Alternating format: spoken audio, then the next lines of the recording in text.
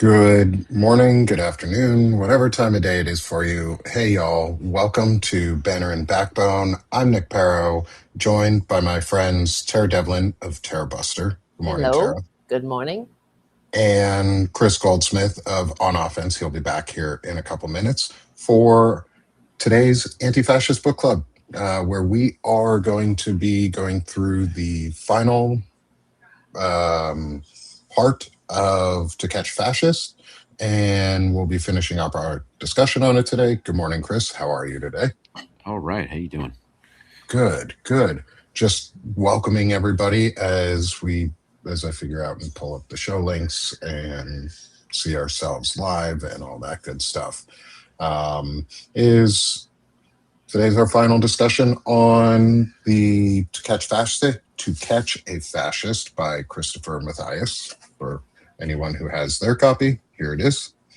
If you don't have a copy, I do recommend getting your own copy, either through your library to read it or just to have your own copy in your library, because it's a good book to have, and it's worth rereading.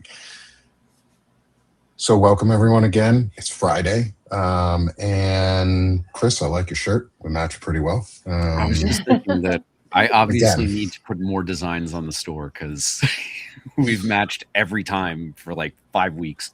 I've got two of them. And so I sometimes rotate. I think last week I had a non VFF shirt on for the first time in a while, which was weird because that was the show you weren't at. We do have this matchy thing going on. But it's good to have you guys here. And as we get started, we're going to do as we always do for everyone, is really quickly introduce what the book club is and what the book club isn't, and what we're trying to do here. Chris, do you mind taking away on this part? And absolutely. Introducing. So the Anti-Fascist Book Club is an excuse to start organizing. Like lots of people want to do something and feel like the big protests are like great for a day, but what do you do every day between those, like, I don't know, 3-month gaps between giant protests? And that is work on building community. So if you go to veteransfightingfascism.org, that's one of the nonprofits that I run. The big project is the Anti-Fascist Book Club. We wrote manuals so that it's not just a list of books. It is an instruction manual on like how to get through the first 6 meetings. So last time I was on the show, I was talking about how, one way that you can start organizing is going to these protests with one of the manuals and just like introduce yourself to like-minded people. Like, you're going to make friends at the protest. Try to keep in touch. And the mission that I gave people last time around was try to connect with 3 people and make plans with them within the next week. Because if you do that, if you have a commitment, like, we're going to meet at this place at this time and we're going to, check out this book together and discuss it, that is how you build relationships. That's how you fight fascism, because it's not coming just from Washington. It grows in your backyard. It's getting your school board. It's going to your local library, trying to ban books and all sorts of shit. Fascists have been doing the same thing for 100 years. And that's how we know how to fight them, because they're literally just looking out of the old playbook. So go to veteransfightingfascism.org if you're interested in starting your own local anti-fascist book club. And while I unmute myself here, what I'm going to do too is I'm going to align right over top of my head right here is the QR code for the VFF AFB's, the Anti-Fascist Book Club guidebook, leadership guide, so that you can start your own. So if you want to hot link that, if you can bookmark that link, it's also got the book list on it for in there so that you can check out what's on the book list.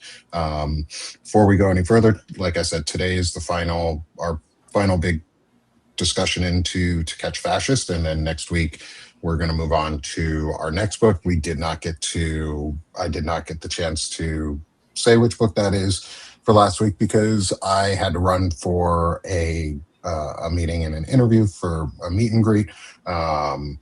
And so our next book, I will introduce that before I get myself too off topic here, is going to be Surviving Autocracy by Masha Green. Gesson. Yeah. Masha Gessen, and we will include the name of the book, where you can find it, in the show notes, as I always do, so you can easily go get your own copy.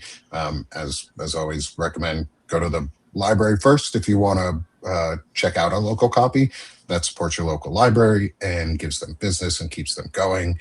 The more you do that, the better. And you can also buy your own copy, which is always good, because then you have it on your bookshelf. And if you want to reread it later, or gift it to somebody at some point because they need a copy, or lend it because books are great for lending, or you drop it in one of those little book boxes on the corner where you can drop books, like outside schools and stuff, you can always drop off a book, because some people just need to know, and maybe they'll benefit from it. Maybe someone will burn the book, yes, but somebody might get to it first. And Yeah. Nazis are famous for that, right, Nazis Bernie? are famous for knowledge. They're allergic to knowledge, that anything outside their narrow view of understanding. And so, yeah, let's get into our discussion today on the book, and part 3. And Chris, do you want to lead us off today? Or actually, Tara, I haven't gotten to you yet today. Tara, Okay. lead us off today on any notable parts that you wanted to start in for part 3. Well, finishing up the book, what was interesting to me, there's a story about one of the members of Patriot Front leaving the group. And it's sort of like what we're all saying all the time, but forming community, building community is an antidote to, fascism in general. And this young man mentions this. He says one of the scariest parts of leaving Patriot Front was the loneliness. What was going to come next? Because being a part of that group gave him his identity. It gave him immediate bonds with friends that he could sleep on their couch, and if the bottom fell out of his life. So, and that's what we see now. This is what I've been saying for a long time about just MAGA in general. That's why it's going to be very difficult to separate people from that. Not just the propaganda, but because there's a community that built their identity around it, and it's really about, they'll be giving up their whole social life too, and those bonds. So yeah, it really. And the other thing that he said, this young man that left the Patriot Front, was that he was groomed by a Nazi who had Adolf Hitler as his avatar on one of his gaming platforms, and this is what you were talking about too, and how he started talking to this kid, and he was attracted to the notion that he was immediately superior to everyone just by the mere fact of being white. And yeah, this is what you don't have to be a psychiatrist to figure it out. That's what it's about. So community is the antidote to that. So we can also build a positive community to try to, cut that off at the pass, so to speak, I think. And that's what we're doing, I think. Yeah. Chris, leading question towards you on this is, as someone who has both been near to falling deep into some of these rabbit holes himself, and as someone who has embedded himself as a anti-fascist, undercover anti-fascist to Patriot Front, what was your experience like in terms of like needing, how would you recommend we break down these communities and undermine the communities, if people want to try and undermine from within, or if they're willing to undermine from without, just on a more general community basis to your neighbors, not knowing if they're in a group or not? But what are your recommendations? So, taking Patriot Front out of it for a sec, just focusing on the community aspect. So the thing that doesn't get said enough when we talk about veterans having trouble transitioning out of the military. There are many reasons that transition back to civilian life is difficult, but I personally think that the most underappreciated thing is your loss of community. It's your loss of your friends, your family, right? Especially for lower enlisted who would have no choice but to live in the barracks. You are, for people who don't have the military experience who might be watching this, if you've been to college and you lived in the dorms, or you've ever been to a dorm, that's what it's like, except you often can't leave. So you're like stuck with these people. It's nowhere near as much freedom as a college campus might give you. That is something that American society doesn't have very much of. Since the rise, since the end of World War II, and the rise of the suburbs as this dominant part of American culture, we don't really have those third places where people meet. It used to be, when I was a kid, whether it was the bar or the bowling alley or the pool hall, there were kind of like people of all ages and all types who were coming together in a common space, and they weren't doing it for community. They were doing it because that was the norm, and community was the norm. So I don't do de-radicalization. I'm not concerned with formers. I've never done the work. I'm not interested in it. So I can't tell you, like, how do we offer community to, former white supremacists? Not something I'm interested in. But my answer to, not prevention, but providing resources to our community, to good people, is the Anti-Fascist Book Club. Having an excuse to get in the same place, sit down with people, whether it's over a cup of coffee or a glass of beer, those things matter. That's how you build relationships. And we don't have a lot of excuses in our lives. People who don't have kids, or have kids who are very young, like mine. My kid is a baby under a year. Like, we don't have play dates yet because she's too young for that, right? So unless there's some sort of forcing function, our society just really lacks that, particularly in the suburbs. And that is where a lot of the recruiting for these extremist organizations happen, in the suburbs, where young men are socially isolated, are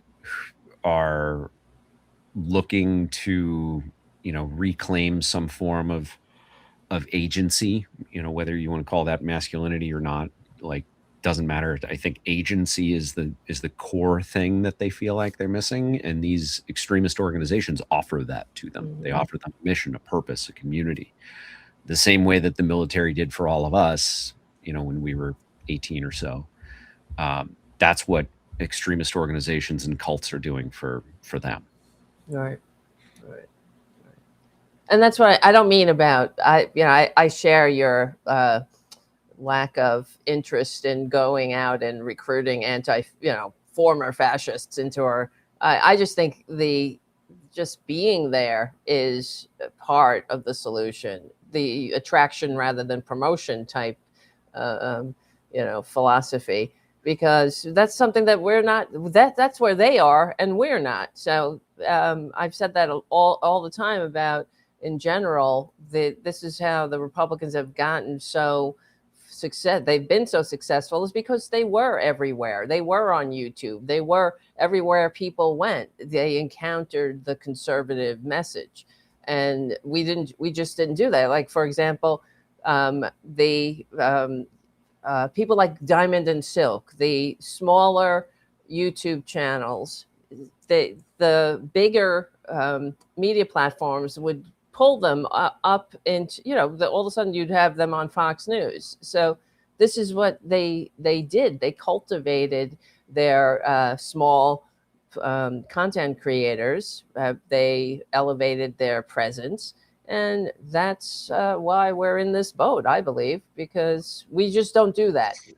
We Liberals still don't don't do do that. that. Exactly. Yeah. No, We're still not doing that. Like, no, you're right. we're working on it. There are Yeah, places where we're working on it. However, it's still not funded in the way nope, or supported in the way or just like the outreach to that's right. podcasters or creators on the left. My friend Walter Ryan talks a lot about it. Like, he does a lot of candidate interviews. We've reached out, both of us have reached out, and we're starting, and we do interviews, and I'm starting to do interviews here very soon. Next week is the first one I get for it, is candidate or interviewing part of her name's Kira Havens. She is a member of the Citizens Impeachment um, organization, and a couple others. And um, she helps with a group of candidates called Change Candidates. And those are candidates that they have endorsed. And they have a pool of podcasters who have reached out to them. Yeah, And what she said was, I can't schedule you with all of them, but you're going to now be in this pool, and they will start reaching out pretty soon. And it's the candidates reaching out, which is a good that's thing good. Yeah. because it's candidate outreach. And that said, the only candidates that tend to do outreach are progressive and grassroots, not those in Exactly. office, because they keep asking us for money, but they have millions and billions to spend, and they don't ever spend any of it back to the people, Yes, which is really fucking annoying. that's right. And um, and the right wing does that. The right wing does that on either a business or a private level, or like they make entities for it so that they can legally send this money to podcasters. Sometimes they do it illegally. And I'm not advocating for illegal money transfers and wire transfers and anything like that. I'm advocating for the progressive movement, anyone who is progressive, who has like heaps of money, because there are some of you who do. There are some of you who do on the progressive side who have heaps of money. Start funding people and then outreach if you're doing it. Like, there's a lot of us small creators who would gladly work with groups like that to increase our funding and visibility and build out support systems. And a lot of us are building tooling with each other to do Yeah. that. And that's sort of a community thing that we're doing to bring outreach on this, is like, I'm working on tooling in the background, and that builds, and that is going to be used very soon. Like, I'm working on getting it so that it is available for other creators in the community without having to do anything other than say, download this file package and then run these steps, and you can produce exactly how I run my workflow to post notes to Substack, Blue Sky, and Restream, and help get your message out and build your community and virtual community. But then you need to do it in person. Like, the virtual side is great. The virtual side is really important, especially for us, getting our message out, getting it out consistently, adding to finding ways to get funding sources. Like, I am increasing opportunities for like volunteers to be able to help in places like that too. And also, this is an outreach message, is if anyone is interested in becoming a volunteer for the Broadbanner ecosystem, we do have a volunteer sign up form, which I'm looking for support to help on like front end web page design, on we already do a lot of the content management and automations for it, and I'm building that out, but support there too, so that I have a sounding board and someone who wants to build other tools and plugins for AI assistance, so that we have our own ecosystem of AI support that helps us automate tasks for ourselves, doesn't do them for us. Like, it's not taking away the creativity of you. It's allowing you to expand your creative process and get more stuff out there without having to pay the fees of doing it in other platforms. So yeah, thanks, Courtney. Courtney's one of my lead volunteers. She kicks ass. Always like shouting out Awesome. Courtney. And yeah, sign up for the volunteer if you want to. There's a lot we're doing, and it's about to be available to a lot of people. Chris, I want to demo this to you too as part of the community building effort, because I think creators in Valor Media Network can absolutely benefit from the use of this if they want to integrate with stuff like this. Like, I think if going back to the heart of what you said there, Tara, around like the right wing, we've said this before, gets a lot of money. Progressive and pro and very anti-fascist folks do not. Right. They don't. They Nobody just wants don't. to support it. And They this don't. is, and the thing is, for example, Breitbart, the website Breitbart, Fuck that place. yeah, that was started by Andrew Breitbart, who's burning in hell now. So, but he started the website as an independent content creator years ago, and the Mercer family came in and gave him $10 million. So they bought a brownstone in Washington. They hired a staff. And that's how they got as big as they are, because the right wing billionaires understand that they need to own, they need to command the message. It all starts with a message. It starts with propaganda. It starts with outreach, making sure that where anyone goes, they're going to encounter this divisive kiss up, kick down message. That's why you have average Americans, just average people who like drive Uber, saying, oh, I'm a capitalist. You know, when you're not, you're trading the time in your life for money. You're not a capitalist, you're a laborer. And but this is what it really ultimately comes down to: money and fascism, as we know historically. You know, the fascists, we have many fascist billionaires now trying to dismantle the democratic experiment, and they've been pretty successful at it so far because they own the message. They own these platforms now, but they have been working at this for a long time. And that's why they would take these small content creators like Diamond and Silk, like, now they're bigger, like Candace Owens. And all of a sudden they'd be on Fox News because they understood that they needed to have every corner of wherever people went to hear news or just relax, they would encounter the conservative message. And liberals just don't do that. They don't. And because, for all the whining and bitching about George Soros, I don't know, I've never received a check from George Soros. None of us have. So nobody, none of these billionaires, these left-wing billionaires, do the same thing. So, yeah. So bringing it back to the book, yeah, page 171, chapter 13, it opens talking about how right-wing influencers led a very well-funded and well-organized effort to make Antifa branded as a domestic terror group. That's right. Now, yep. We saw last fall the Trump administration put forward the National Security Presidential Memorandum 7, which designates, Trump doesn't have the power to do this, but he said that he designated Antifa as a domestic terror group. There's not a legal function for that. It doesn't actually mean anything. But the DOJ has been running with it. Pam Bondi issued orders to all law enforcement within the various agencies that make up the Department of Justice to investigate and prosecute Antifa for all sorts of shit.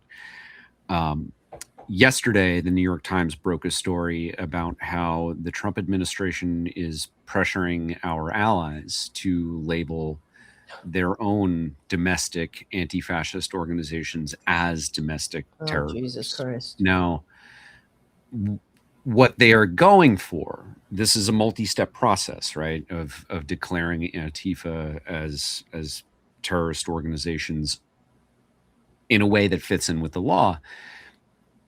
the Trump administration has moved through the State Department to declare anti-fascist organizations in, I want to say, Greece and Germany and maybe elsewhere as international terrorist organizations. So what they are trying to do is build a network where they're labeling officially by law anti-fascist organizations overseas as terrorist organizations, and then they'll draw the network back to Americans, and that will enable them to use, I mean, they're already very broad with their domestic surveillance, but it will get more and more intrusive.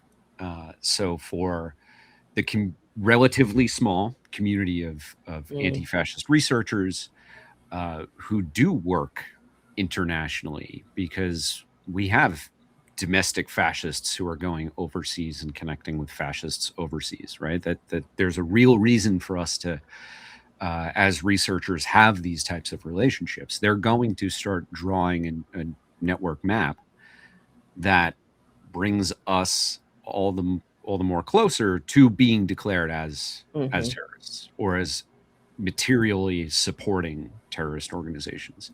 And once that brand hits you, your civil rights are going to go out the window under the Trump administration.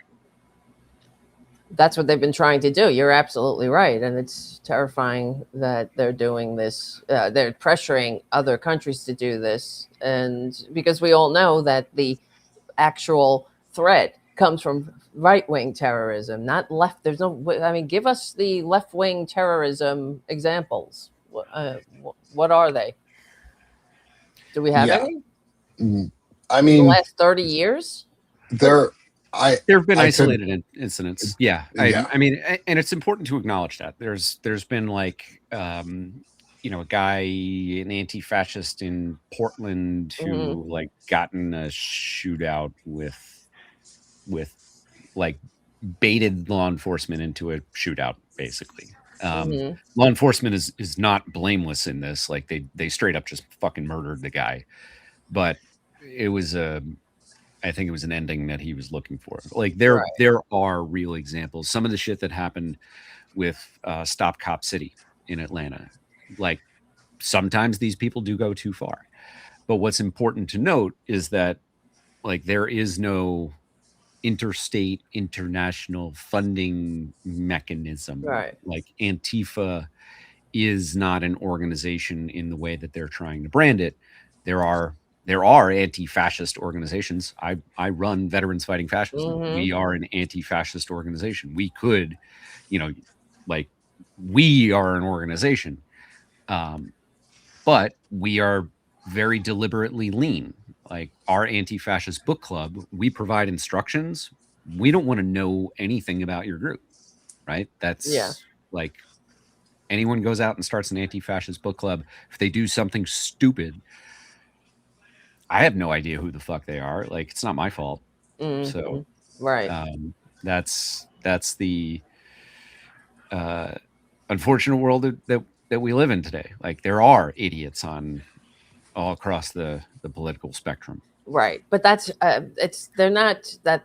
I think I'm looking it up. The now. prevalence isn't there on the lefts or on the anti-fascist side for overt terrorist activities or terrorist activities in as many ways, because at least from my point, and even if looking at the militant anti-fascism that goes on, there's a lot of militant anti-fascists who are abolitionists. So like they're just getting the information out there. It's not that they want people convicted or in jail. Some of us aren't. I'm not anti-abolitionist. I think there are definitely reasons for people to go to jail, especially anti-constitutional ones specifically are the things that should be putting you in jail like right away.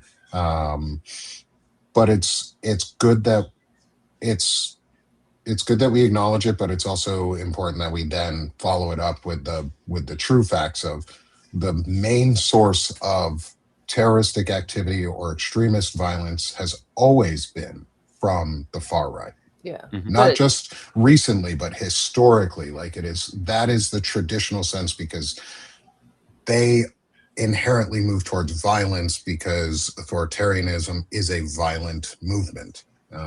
And so they're inherently more violent than people who want to form community, because the act of forming community is anti-violence. And anti-fascism, a lot of that work is anti-violence work.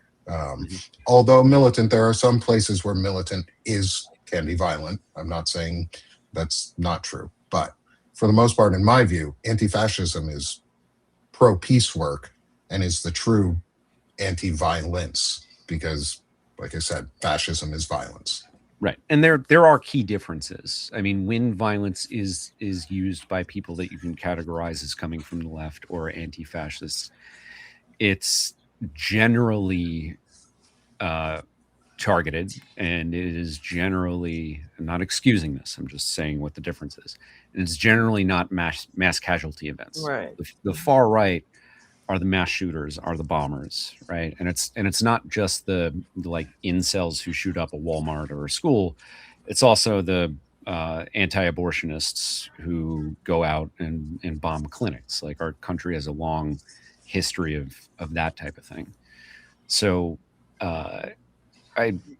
in the context of the debate about what the Trump administration is doing right now, trying to use foreign terrorism laws that were designed to stop foreign terrorism to target Americans, it's important for us not to use absolute terms when we say there's no violence from the left, right? We should, and I'm calling myself out here. Like, I should know the name of the guy in Portland that I'm referring to. Like, I should be able to refer to that specific incident, because highlighting it as like, yeah, there's one fucking guy who did this dumb shit, compared to, an entire right-wing ecosystem that has been terrorizing people, quite openly throughout the entire history of our country. Like, there's a marked difference between those two things. Someone's ringing my bell. Yeah, but the one guy is not. Yeah, exactly. One guy. It's not being inspired by or funded by a domestic terrorist group, and sending this person out to commit violence. And most often, violence on the left, or when it is organized, comes is targeting buildings and institutions, not people, like you said, Chris. So. But not that I'm excusing it either. You're right. And we don't excuse it at all. I don't think we ever do that. But the fact is, and before the Trump administration, when the Obama administration was in office, they did a study that we are under more threat from right wingers. And then, of course, the Republicans flipped out, and the Obama administration took that study down. And so when it just goes to show you that they put us at more danger of physical violence, with the community is in more danger when they make up these threats, when they they make up the Antifa threat, when right wingers are the ones, they're the ones who storm the Capitol. They're the ones who are violent, who storm not just the Capitol on January 6th. They did it all during the pandemic too, with assault weapons. They're the ones who trained their assault weapons on federal workers. I remember that with the Bundy standoff. So and the Las Vegas shooting, right, from exactly. the gentleman Paddock, who was thought to be referencing back into the book around page 173 here, for those who are following along on it, is the right wing pushed a conspiracy about Paddock, who shot up, who unloaded his AR-15 into the crowd in Las Vegas, from his hotel room, and they pushed a conspiracy that he was a left wing extremist. It then came out in a lawful or a criminal investigation from the police, in a law enforcement investigation. There we go. Law enforcement investigation, that he was he expressed right-wing extremist views similar to what others in Patriot Front, and groups very similar to that expressed. So they lost the ability to claim that they were left wing. It's just like when Charlie Kirk was shot, or or the youth school, the church school that the two kids died at, and the accelerationist individual, the black pilled or red pilled individual, when they tried to claim that they were left wing terrorists, but it was very easy to see that they weren't, and that they were part of the Groyper movement and followed those types of ideologies. Like they project their own violence on top of us, and we have to be willing to call it out and continue to call it out. But also be able to call out organizations on our own side. And when Chris gets back, I want him to talk a little bit about this group because he's done research into them, is for the November 4, 2017 demonstration, and now continuing into our demonstrations, which we have to be careful about too. Yeah, and Melissa Hortman and her family, the Hortmans, were assassinated by a right-wing extremist. Right. Like, these are all examples, all of the recent examples, or most to nearly all of the recent examples of politically invoked violence or assassinations or any types of this type of violence is from the right wing. Almost all of it. Nearly all of it is. And it's also too important, like Chris was saying, to call out things on our side that are undermining our ability to do good work and credible work. One of those groups, if still on page 173 here, is the Refuse Fascism organization, or RevCom, Refuse Fascism, which is an offshoot of the Revolutionary Communist Party, or RevCom. And Chris has done some writing and reporting around this organization, and they're a pyramid scheme that goes in and takes over protest movements or grassroots organization movements, and then delegitimizes them. And they start pushing revolutionary communist policy and like communist overthrow of the democratic system. I don't want that. Let me be clear. That is not the type of government I would like. I don't think communism itself works at scale. No. We've seen that historically. Sure, communism's fine in a local level, but it doesn't scale to a national level. Right. And I don't want to replace capitalism or democracy with communistic oppression, because that's not, and because that would require its own form of autocracy to have, and I don't want that. There are probably more groups too. Sorry, I may be jumping into the middle of a sidebar conversation in our chat. Never mind that. But yes, actually continuing. There are other groups too, similar to Refuse Fascism, which are not beneficial to our movement. They hinder the movement because most of them are, oftentimes they are too funded by similar sources as the right-wing groups.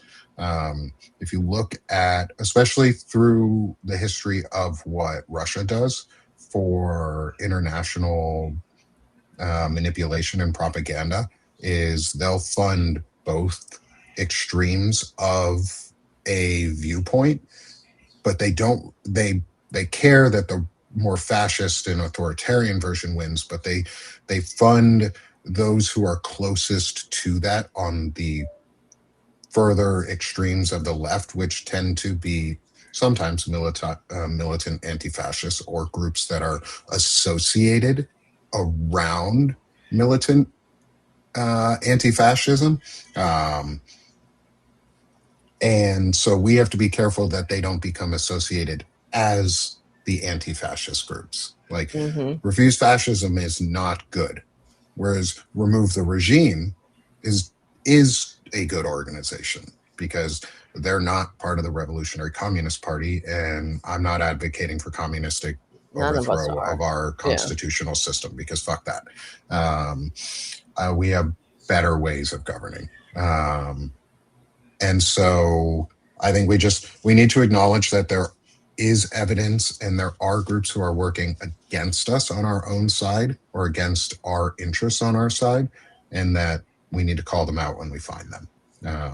Tara, any more thoughts around that before we maybe go forward in some of the spots? No, let's keep going. Yeah. I want to read, this one's towards the end of that chapter. I want to just read a quote that's in here it's from Dr. Martin Luther King, from letters from Birmingham jail. And I just want to read this because I think it's always important to read Dr. King's words. He said some important shit, and we should listen when people say important and smart things. We can learn a lot from them. So from page 185, Dr. Martin Luther King Jr. during the Civil Rights era was constantly labeled a communist and an outside agitator, which he addressed in his famous letter from Birmingham jail. Quote, "I am cognizant of the interrelatedness of all communities and states. I cannot sit idly by in Atlanta and not be concerned about what happens in Birmingham. Injustice anywhere is a threat to justice everywhere. We are caught in an inescapable network of mutuality, tied in a single garment of destiny. Whatever affects one directly affects all indirectly. Never again can we afford to live with the narrow provincial outside agitator idea. Anyone who lives inside the United States can never be considered an an outsider anywhere within its bounds." Right. And I think that's a really important quote right there. And thing that we need to remember is the reason we are in the state we are is because we have allowed ourselves to become so state identity driven rather than a national identity. Most Americans say I'm American.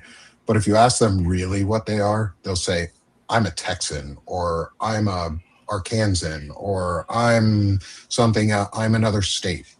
It's specifically more prevalent in the South, where it's very states' rights focused, and so states can have more fascism and authoritarianism. But we've allowed this pervasive idea that states are really much more individual than they are, and that they're supposed to be so separate from what they are. And it makes disparate communities so that let's say from the Democrats side, or from the Working Families Party, or just the pro-democracy side, people who are pro-democracy in Arkansas, Mississippi, Alabama, places like that, are felt left out compared to blue areas, because we've been isolated into these either regional or state-based ideas that's where we gain all of our power. That's where we gain a lot of our power, is our local basis. But to fuel the local communities, you also have to know that there are other communities that are with you, because we build with each other, and the more of us, we lift each other up, and we grow each other stronger from afar. Like, knowing that there's huge communities in other areas of Arkansas makes me want to continue working in Arkansas to talk about pro-democracy values, because I know I'm not alone. And I think Dr. King was talking about that when he said that. I think, for me anyways, that's a really important part of it, is we need to, okay, I'll go change it for you here just a minute, okay, buddy? I'll finish my thought, and then I gotta change a movie for my nephew. All right. Sure. Is the idea that we actually need to return to the idea and the value of our Constitution over a confederacy of states, because that's what we decided. Instead of doing a confederacy, we did a constitution and a constitutional republic, and we became pro-democracy, pro-national identity, but not so much pro-nationalism, pro-national identity without the jingoistic bullshit of, yeah, bro, I'll be with you in a moment. No, you cannot play that game. Because I don't want you throwing and losing the dice. Can you give me just a minute to finish what I'm saying, and then I'll be out and I'll help you change the movie? Oh, okay. I get it. Is the more we become what our nation was supposed to be, which is e pluribus unum, out of many one, where we decided to make a republic where we all had a voice together, where we wanted to have national standards that all of the states should follow and not try and undermine. Yes. We've allowed states to undermine the values of the Constitution because we said we needed to be so individualistic or state-based or not value the connection between other states. And I think that's where we've lost part of the plot for democracy, and we really are connecting back in. And this is, I think, where the power of the internet does come into play.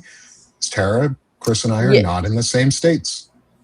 And that's fantastic because we're now connected and I don't feel isolated. Most of y'all aren't in the same state as me, and I don't feel as isolated. That I have other communities around the states and around the world who are pro-democracy, anti-fascist, and follow similar values. Even if they have monarchies or like constitutional monarchies, they're pro something that is anti-fascism by nature. And that's where I want to continue building. All right, I'm going to be right back, Tara. I'll take it away. No, you said a lot of things that I've been talking about for a long time, especially, well, one of the things talking about communism. I don't know any liberal that advocates for communism. We want, for the most part, democratic socialism, which is a regulated capitalism and a strong social safety net. And that's all that is. And we know that when you ask people about it, you give them a pointed question instead of saying, are you a socialist or whatever, that people actually like socialist policies. They do, and they appreciate them. And Republicans they all love the socialism. They want all the benefits of civilization, and they just don't want to share with others.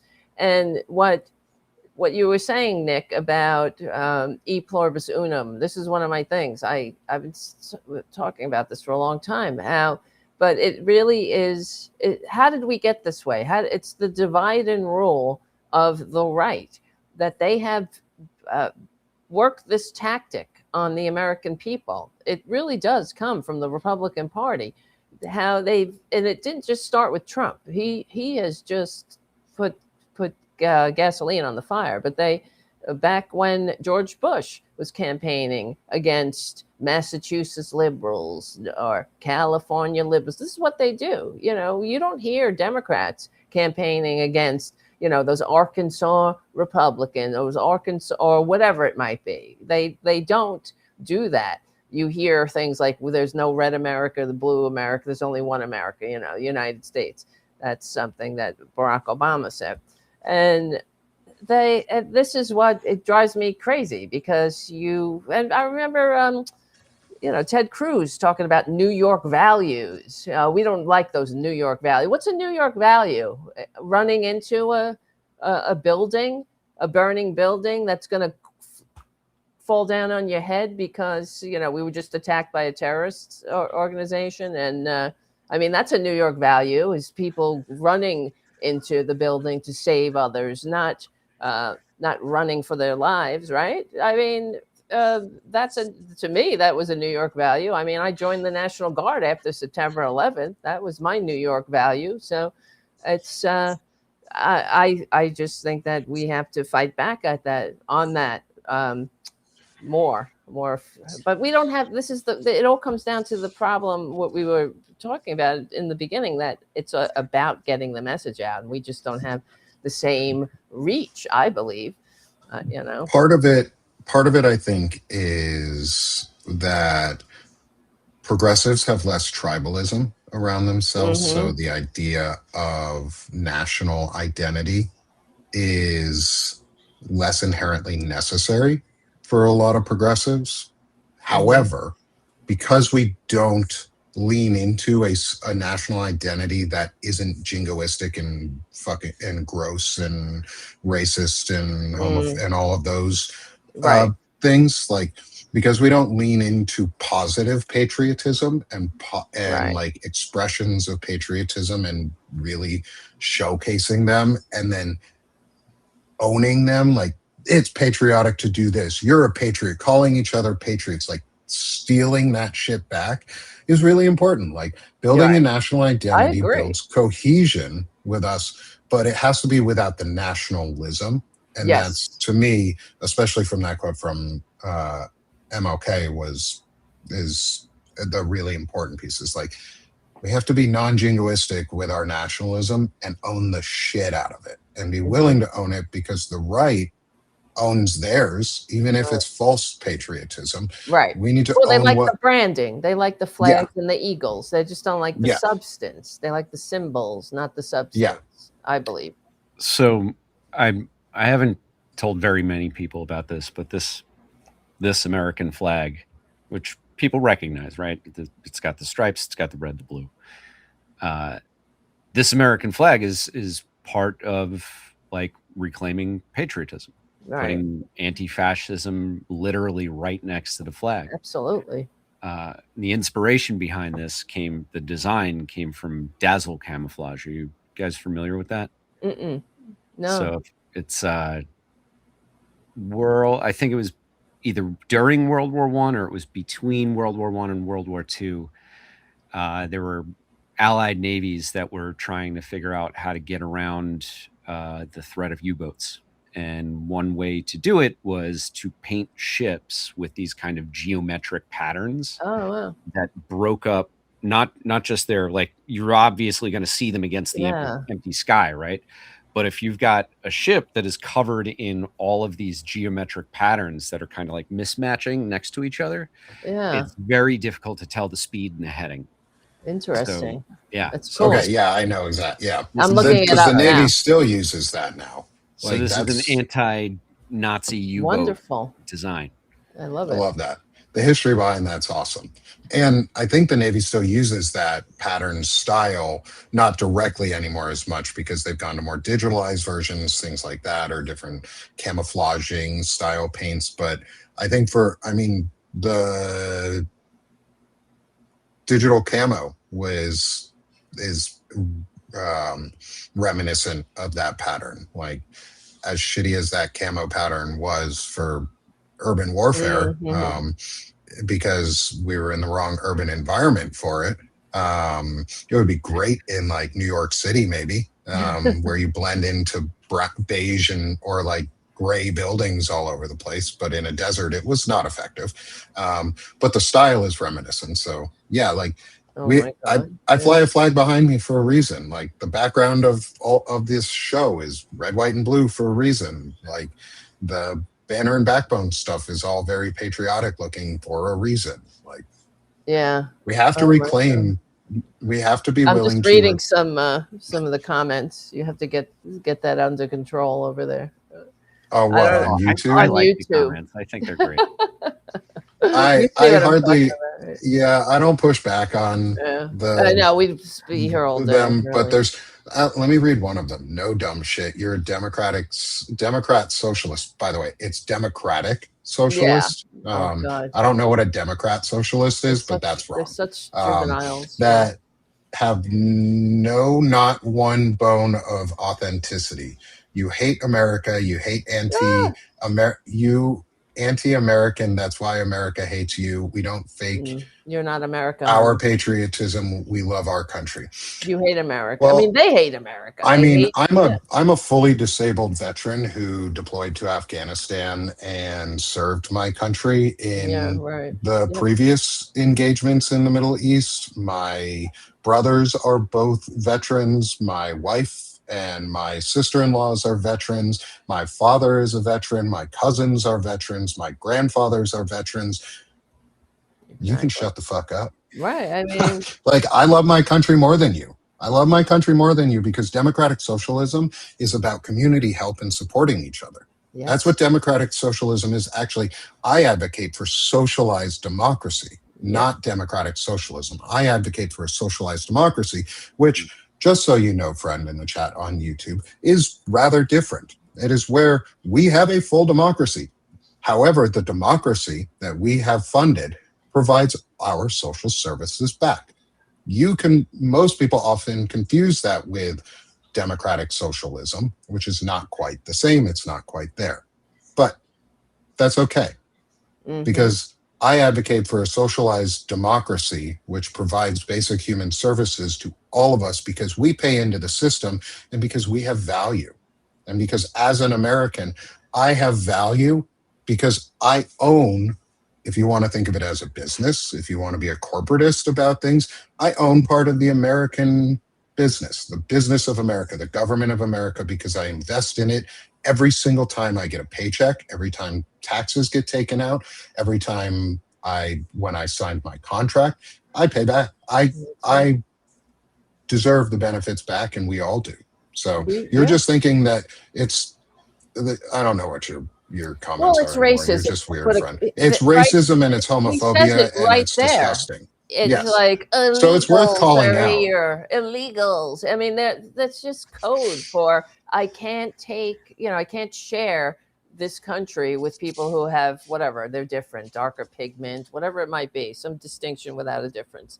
And and about hating America, like we're the ones who are capable of functioning in the free multiracial liberal democracy that the founders fought a revolution to create and entrust to us, e pluribus unum. We don't leave anyone behind, and we've always stand by that, and we've put our own bodies on the line for that. Every single person on this stream has worn the uniform of this country, unlike traitor Trump, who he's no, a voter. He went to a military school. He just he went to that He bad likes academy. those stolen valor salutes over flag draped coffins that he then fundraises off of. Yeah, so that's, I mean, so to the friend who's in the chat, well, not really friend in the chat, but to the person in the chat to the person who thinks that they are being clever, I would rather a 12 or 13-year-old child who is figuring out who they are as a person and going through hormonal growth come home and not know exactly their gender. Are they falling on the male or female side of the spectrum? Comparing that to the prevalence of pedophilia and child rape and child molestation of those who are very, very far right, conservative Christians or hyper religious, I'd rather have my child come home, quote, confused about their gender, in maybe your words, than have a person in my family who's actively raping children. Yeah. Or have a very high likelihood of that in my family. So that's not a good comparison. Or the president, right? Saying. Children are much, much safer at drag time story hour than they are at Mar-a-Lago. Yep. And that's a demonstrable fact there. So yeah. So I think I think this was important to call out, because that's part of this is like, we have to call it out. Even though we're not going to spend much more time on this person, it's worth calling certain things out, because then we're at time too anyway. So we can't keep calling this person out. But let's close up our discussion and give everyone the chance to promote themselves, where we can be found, the work that we do. Again, next week, we are going to be starting our discussion into surviving autocracy, and I will post that link within our show notes. So Chris, let's have you take it off here for where people can find you and how they can support the work that you're doing. As I find there you are. I am the host of the On Offense podcast, which is also a Substack. If you want to support my work, the best way to do it is through Substack. It's how I'm trying to make a living right now. The next episode that is coming out on Wednesday is going to be a trip to Minneapolis with Nick and I. We last month were in Minneapolis. We helped to host a kind of like a guerrilla style concert with the Dropkick Murphys. Awesome. So this is something that my editors and videographers and producer have been working on for weeks. Dropkick Murphys have allowed us to use 4 songs in our podcast, which I hope doesn't get me banned from Apple and all the rest of the podcast hosting companies, because I don't know how to whitelist things over there. But it is going to be a really incredible episode on YouTube. There's an interview with Ken Casey of the Dropkick Murphys, who talk about why he's still in the fight, fighting for the working class, even though, you know, the band has made a decent amount of money in the last 30 years. And I also interview Gina Christ, who is the owner of the Black Forest Inn. That is the restaurant that hosted the concert for us. She is a small business owner, the daughter of an immigrant, and her business is right across the street from where Alex Purdy was executed by ICE. So it is another heavy episode, but one of the things that recent episodes have been about is, like, we have to bring joy into anti-fascism. So if you're a fan of Dropkick Murphys, of live music, you will be visually on stage with Dropkick Murphys in the next episode of On Offense. Wonderful. Fantastic. I can't wait. I can't wait to see that, especially because I was there and I got to see it live. Awesome. And it was fucking awesome. And I can't wait to see the final product on all of the work you've been doing there, for great interviews around all of it. And great work, again, setting it up and helping us all be able to be there. Chris is awesome. Go support him. Support the hell out of him. Next, my friend Tara. Oh, thank you. Hey, okay. I do a show on the Political Voices Network on Tuesdays and Thursdays, and on Friday tonight, 8:30 p.m. Tonight we'll have Jody Hamilton is going to be the guest of the Politics Bar. She's also Carol Burnett's daughter. That's pretty cool. And she's great. So come on over. And it's a very nice hangout on Friday nights. We have a lot of fun. Jim is there. Jim, from our moderator in the chat. And Christina will be there, hopefully. She's also a moderator. Thank you, guys. And yeah, thank you. Thank you for supporting my work. Thanks so much, Tara. Thank you. Always glad to have you with us. Thanks for being here every week. Please, thank you. I love the discussions. It's a pleasure. And then come support me at Sick of the Shit Publications. That's my other home. We're doing masculinity discussions, chronic illness work.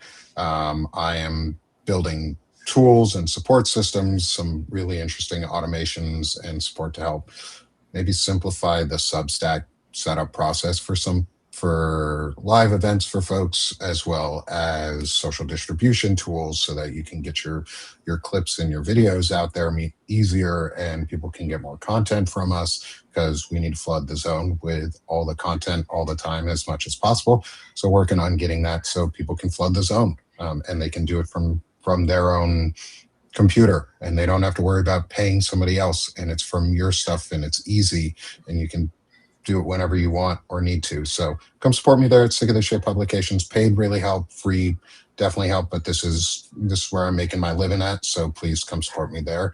And then finally, come support Banner and Backbone here, the network. This is where we house a couple of the shows. Pal and Talk, Anti-Fascist Book Club. We're continuing to grow, putting out really good content. We're getting more on there for interviews, and we'll be doing a lot of congressional interviews coming up, or congressional candidate interviews coming up, and others along those sides. So please come support us here at Banner and Backbone as we continue to grow, and continue to have these discussions. And again, I'm Nick Perro from Banner and Backbone. I'm joined by my friends Tara Devlin of Terror Buster and Chris Goldsmith of On Offense. And this has been another discussion of the Anti-Fascist Book Club, as we closed out To Catch a Fascist by Christopher Mathias. And we'll see you all again next Friday at 1 p.m. Eastern Time for the beginning of our discussion into surviving autocracy. Thanks, y'all. Have a great weekend. Thanks, guys. See you soon.